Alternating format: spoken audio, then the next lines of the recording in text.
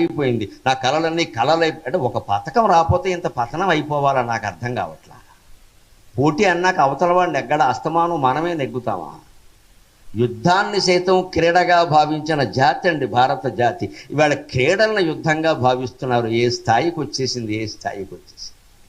యుద్ధాన్ని క్రీడగా భావించారు. అర్జునుడు నవ్వుతూ బాణాలు వేశాడు, కర్ణుడు నవ్వుతూ బాణాలు వేశాడు, భీష్ముడు చిరునవ్వు చిందిస్తూ బాణాలు వేశాడు. మీరు వ్యాసభారతం చదువుకోండి. ఏమిటి 36 బాణాలు అర్జునుడు గుండెల్లో గుచ్చుకునేలా వేశాడు. భీష్ముడు నవ్వుతూ బాణాలు వేయడం ఏంటండి, చెదకొట్టేసి. అంతే, దాన్ని వాడు క్రీడగా భావించి అర్జునుడు కూడా తాత బాగా వేశావు చూసుకో అని 72 వేశాడు. వాడు మనవడా నాకు నచ్చేవరా, అదిరా పౌరుషం అన్నాడు. సెకండ్ని ముందు పెట్టుకుని సెకండ్ రథం ముందుంది, పొరపాటు పడద్దు, అర్జునుడు పౌరుషహీనుడు కాదు. సెకండ్ని ముందు పెట్టుకోలేదు అర్జునుడు, తెలియక మాట్లాడుతున్నారు. సెకండ్ రథం ముందుంది, అర్జునుడు రథం వెనకాలుంది, అంటే ముందు పెట్టుకున్నట్టు కాదు అక్కడ.